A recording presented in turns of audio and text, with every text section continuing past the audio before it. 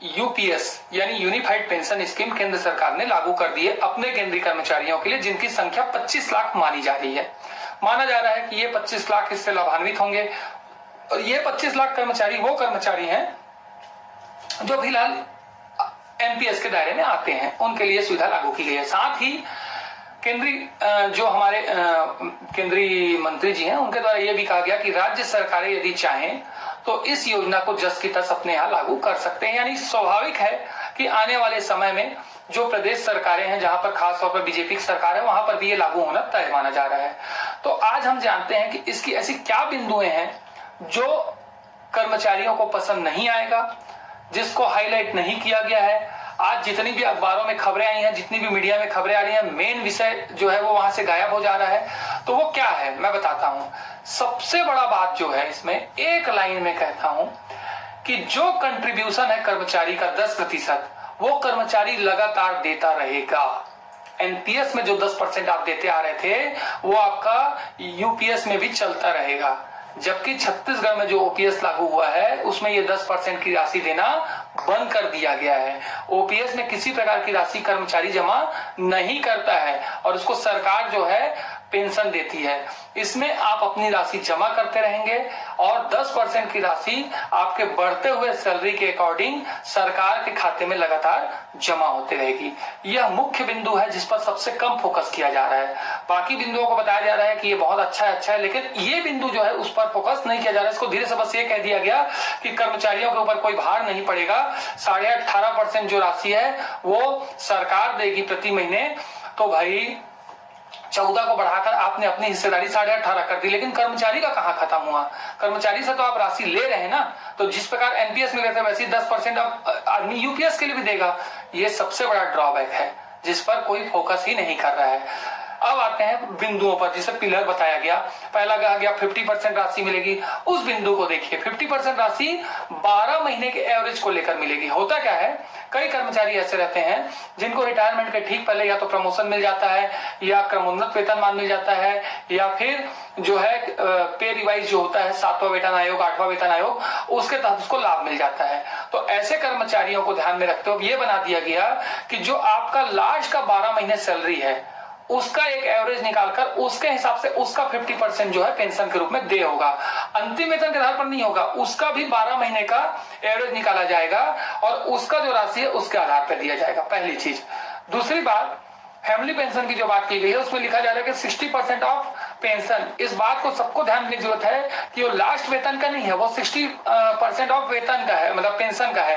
तो आपको 30% की ही राशि मिलेगी। अगर आप ओपीएस में जाएंगे, पुराने ओपीएस में ध्यान देंगे तो जिसकी सेवा 7 साल पूर्ण हो जाती थी और यदि वो कर्मचारी किसी कारणवश काल कल्पित हो जाता था, उसका निधन हो जाता था, तो उसके परिवार को शुरुआत के 7 साल के लिए 50% दिया जाता था और बाद में वो 30% हो जाता था। 7 साल से कम की सेवा के लिए 30% था। इसमें सीधे तौर पर आपने 7 साल से ऊपर सर्विस किया हो, 10 साल किया हो, 20 साल हुआ, 25 साल हुआ हो, आप अपने रिटायरमेंट के चाहे एक दिन पहले आपकी डेथ हो जाती है तो वो फैमिली पेंशन में आएगा और फैमिली पेंशन में 30% ही फैमिली पेंशन दिया जाएगा। उसको 60% ऑफ पेंशन लिखा है तो पेंशन जो होता है वो 100 का आधा 50 होता है और 50 का 60% जब कह रहा है तो आप ये मान के चलिए कि वो आपके 100 का क्या हो गया, सीधा सीधा 30% ही आपको अपने अंतिम वेतन का फैमिली पेंशन के रूप में मिलेगा। यहाँ पर ये फिक्स हो गया। तीसरी चीज पे आते हैं, मिनिमम पेंशन। मिनिमम पेंशन में थोड़ा सा फायदा है। जो पहले 7,750 था कि इतना तो मिलेगा ही मिलेगा, उसको बढ़ाकर 10,000 कर दिया गया है। डीआर के साथ जब आप लेंगे, डियरनेस रिलीफ जो होता है जिसको डीए के जैसा ही होता है लेकिन रिटायर कर्मचारी के डीआर शब्द का यूज किया जाता है, तो महंगाई भत्ते के साथ लेंगे तो वो लगभग 15,000 लमसम मिल जाएगा, ये ऐसा माना जा रहा है। अब जिस चीज को सबसे ज्यादा हाईलाइट किया जा रहा है कि कर्मचारी जब रिटायर होगा तो उसको ग्रेजुटी और पेंशन के साथ साथ 6 महीने का अतिरिक्त वेतन मिलेगा। तो वो क्या है लमसम अमाउंट जिसको बताया जा रहा है कि देखिए हो क्या रहा है, आप अपने खाते से हर महीने 10% राशि देंगे। स्वाभाविक है, मान लीजिए किसी का अगर 1 लाख सैलरी अभी तो वो हर महीने 10,000 देगा। अगले साल या 2 साल 3 साल बाद उसकी सैलरी अगर मान लीजिए बढ़ जाती है, 1,20 हो जाती है तो 1,20 के हिसाब से 10% देगा, तो 12-12 हजार रुपए महीना। ऐसा करते करते वो अपनी नौकरी के समय तक पैसा सरकार के खाते में डालता रहेगा और जब वो रिटायरमेंट होगा तो रिटायरमेंट समय उसकी जो सैलरी होगी उसका पे और डीए निकालकर क्या करेंगे, 6 महीने की सैलरी उसको दे देंगे। वो भी कब, जब उसकी सेवा 30 साल है। अगर मान लीजिए उसकी सेवा 25 साल है तो उसको 5 ही महीने की तनख्वाह मिलेगा। अगर उसकी सेवा 20 साल है तो उसको 4 ही महीने की तनख्वाह मिलेगा। उसका बनाया ये गया है कि हर 6 महीने के लिए आपको 1/10 यानी आपकी सैलरी का 10% हिस्सा। स्वाभाविक बात है कि जब 6 महीने के लिए 10% तो आपकी सैलरी का, तो 1 साल के लिए 20%, यानी 20% करके जब आप 5 साल में पहुंचेंगे तो 5 साल की सेवा के लिए आपको 1 महीने का वेतन मिलेगा। तो आप इसी के हिसाब से काउंट कर लीजिए। जो 35 साल सेवा देगा उसको 7 महीने की तनख्वाह, जो 30 करेगा उसको 6 महीने की तनख्वाह, जो 25 करेगा उसको 5 महीने की तनख्वाह, इस क्रम में दिया जाएगा और एक मुश्त दे देगा आपको। लेकिन उसके पहले जब आप कैलकुलेट करेंगे, कोई भी व्यक्ति अपने कैलकुलेट कर ले, हर महीने जो अपना 10% देगा तो वो एक लंबा चौड़ा राशि है जो आप सरकार को देंगे। उस राशि का अगर केवल ब्याज ही निकाल लेंगे तो ये हो सकता है कि 4 और 5 महीने का वेतन ऐसे ही निकल जाए, क्योंकि आपका पैसा मार्केट में लगेगा और उसी पैसे से ये लमसम का व्यवस्था का जुगाड़ हो जाएगा, पेंशन का जुगाड़ हो जाएगा। आज के डेट में जब कर्मचारियों की या किसी भी व्यक्ति की जो लाइफ है जीने की, वो जो दर है वो घटते जा रहा है। अब 80, 90, 95 साल तक कोई नहीं जीता।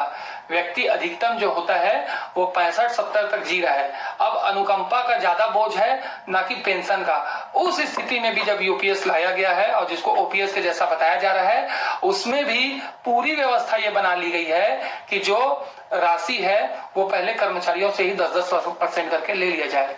इसको बंद करने का कोई प्रावधान ही नहीं किया गया है। छत्तीसगढ़ में जो ओपीएस लागू हुआ है, उस ओपीएस में 10% की राशि केंद्रीय कर्मचारियों की जो है, राज्य कर्मचारियों की, वो बंद कर दी गई है। हमारे तनख्वाह से कोई राशि नहीं जा रही है, लेकिन इसमें क्या होगा, इसमें कर्मचारी को अपना 10% देना रहेगा। तो सीधे तौर पर इसका आने वाले समय में विरोध होगा, ये दिख रहा है। जिनको जिनको समझ में आते जाएगा वो इस बात को लेकर विरोध करेंगे कि भाई आप हमसे ही राशि लेकर हम ही को देंगे, हमसे ही लेकर राशि हम ही को देंगे। और लंबा चौड़ा राशि जो है सरकार के पास, जैसे अभी एनपीएस के लिए जमा होता है वैसे ही मार्केट के लिए जमा होता रहेगा, उसमें कहीं कोई अंतर नहीं आएगा। बस ये है कि जिस बात को लेकर थोड़ा हल्ला था कि कई कर्मचारी रिटायर हो रहे हैं, उसको बहुत कम राशि मिल रही है, तो उसके लिए ये व्यवस्था बनाई गई है कि मिनिमम जो है वो 10,000, 10 साल की सेवा पर ना, वो भी 10 साल अगर आदमी कंप्लीट कर लेता है तो 10,000 रुपए मिलेगा। अगर 25 साल कंप्लीट कर लेता तो 50% पे जाएगा। बस इतना ही है।